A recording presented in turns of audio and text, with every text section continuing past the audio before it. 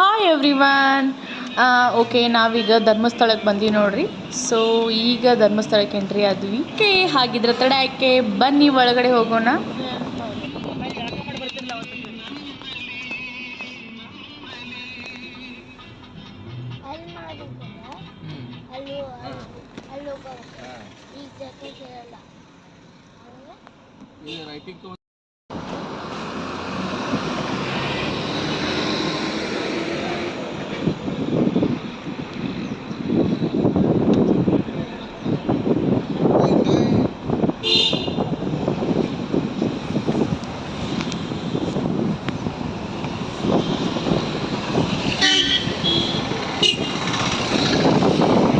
ಈಗ ನಾವು ಡೈರೆಕ್ಟಾಗಿ ನೇತ್ರಾವತಿ ನದಿ ಬಂದೀವಿ ನೋಡ್ರಿ. ಸೊ ಈಗ ಇಲ್ಲಿ ನದಿಯೊಳಗೆ ಸ್ನಾನ ಮಾಡಿಕೊಂಡು ಆಮೇಲೆ ದರ್ಶನಕ್ಕೆ ಹೋಗ್ತೇವಿ.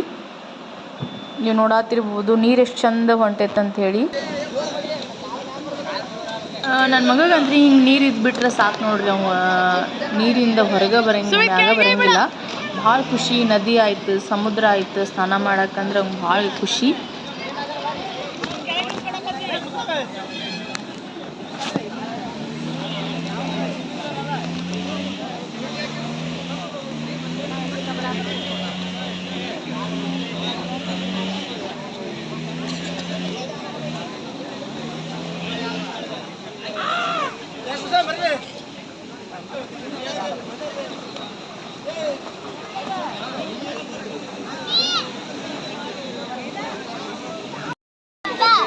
ನಾ ಹಿಡ್ಕೊಂತಿತ್ತು.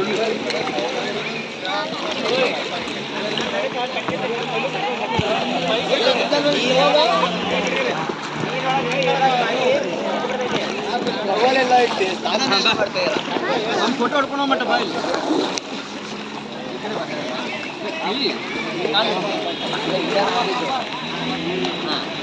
ಹಾಂ ನೀವು ಕಾಲು ಕೆಳಗಿಟ್ಟು ಕಾಲು.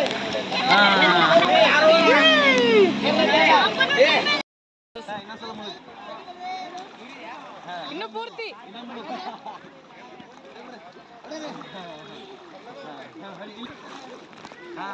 ಸ್ನಾನ ಎಲ್ಲ ಮುಗೀತು ನೋಡ್ರಿ. ಈಗ ದರ್ಶನಕ್ಕೆ ಅಂತ ಹೇಳಿ ದೇವಸ್ಥಾನ ಹತ್ರ ಹೊಂಟೀವಿ. ಇಲ್ಲೆಲ್ಲ ಕಾಣಿಸ್ತಾವೆಲ್ಲ ನಿಮಗೆ, ಇವೆಲ್ಲ ರೂಮ್ಸು ಮತ್ತು ಮಾಹಿತಿ ಕಚೇರಿ ಅದು ನೋಡ್ರಿ. ಅಂದರೆ ಬೇರೆ ಬೇರೆ ಊರಿಂದ ಬರ್ತಾರಲ್ಲ, ಸೊ ಅವರು ಉಳ್ಕೋಕಂತೇಳಿ ರೂಮ್ಸ್ ಎಲ್ಲ ಮಾಡ್ಯಾರ ಬಾಡಿಗೆಗೆ, ಮತ್ತು ಫ್ರೀ ಅಲ್ಲ.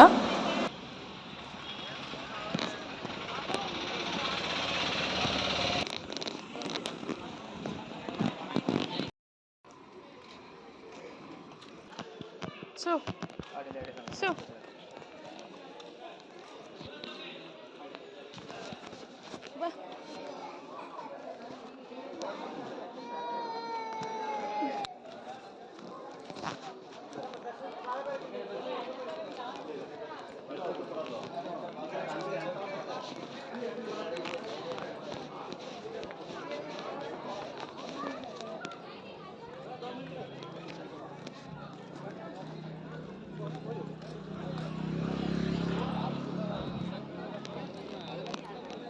ಸಂಕ್ರಮಣ ಅಲ್ಲ, ಸೊ ಅದಕ್ಕೆ ಅಯ್ಯಪ್ಪ ಸ್ವಾಮಿಗಳೆಲ್ಲ ಮಕರ ಜ್ಯೋತಿ ಎಲ್ಲ ನೋಡ್ಕೊಂಬಂದು ಧರ್ಮಸ್ಥಳ ಮತ್ತು ಸುಬ್ರಹ್ಮಣ್ಯ ಅವರೆಲ್ಲ ಬರ್ತಾರಲ್ಲ, ಸೊ ಇನ್ನೂ ಸ್ವಲ್ಪ ರಶ್ ಆಗಿರ್ತೈತಿ.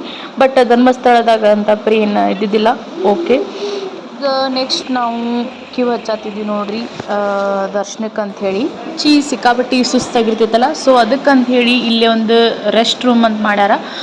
ಅಂದರೆ AC ಎಲ್ಲ TV ಎಲ್ಲ ಇಟ್ಟಾರ. ಆರಾಮಾಗಿ ಕುಂತ್ಕೊಂಡು ಸ್ವಲ್ಪ ರೆಸ್ಟ್ ತೊಗೊಂಡು ನೆಕ್ಸ್ಟ್ ಮುಂದಿನವ್ರದ್ದು ದರ್ಶನ ಎಲ್ಲ ಮುಗಿಸಿದ ಮೇಲೆ ನಮಗೆ ಆಮೇಲೆ ಕಳಿಸ್ತಾರೆ. ಇಲ್ಲೊಂದು ರೂಮ್ನಾಗ ಕುಂದ್ರಿಸಿರ್ತಾರೆ. ಸೊ ಈಗ ಇದನ್ನು ಹೊಸದಾಗಿ ಮಾಡ್ಯಾರ ರೂಮ್.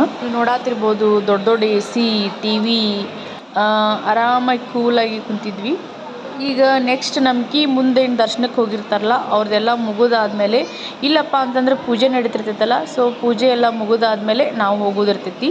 ಅಲ್ಲಿವರೆಗೂ ನಾವು ಇಲ್ಲೇ ಕುಂದ್ರದು ನೋಡ್ರಿ. ಸೊ ತಿನ್ನೋಕ್ಕೆಲ್ಲ ಸ್ನ್ಯಾಕ್ಸ್ ಅದು ಇಟ್ಟಿರ್ತಾರೆ, ಮತ್ತು ನೀರಾಯ್ತು ಎಲ್ಲ ಸೌಲಭ್ಯ ಐತಿ ಚೆನ್ನಾಗಿ. ಓಕೆ, ನಾವೀಗ ಒಳಗಡೆ ಗರ್ಭಗುಡಿ ಹತ್ರ ಹೊಂಟೇವೆ ನೋಡ್ರಿ. ಅಲ್ಲೇ ಫೋನ್ಗೆ ಅಲಾವ್ ಇಲ್ಲ, ಸೊ ಅಲ್ಲೇ ವಿಡಿಯೋ ಮಾಡೋಕ್ಕಾಗಲಿಲ್ಲ ನನಗೆ.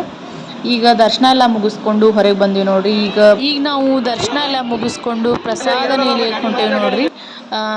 ಈಗ ಆದರೂ ಧರ್ಮಸ್ಥಳ ಭಾಳ ಚೇಂಜಸ್ ಮಾಡ್ಯಾರ್ರಿ. ಯಾಕಂದ್ರೆ ದೇವಸ್ಥಾನದಾಗ ಆಯಿತು ಮತ್ತು ಇಲ್ಲಿ ಪ್ರಸಾದ ನಿಲಯದಾಗ ಆಯಿತು, ಡಿಸಿಪ್ಲಿನ್ ಆಗಿ ಟೇಬಲ್ ಸಿಸ್ಟಮ್ ಮಾಡ್ಯಾರ ಊಟಕ್ಕೆ.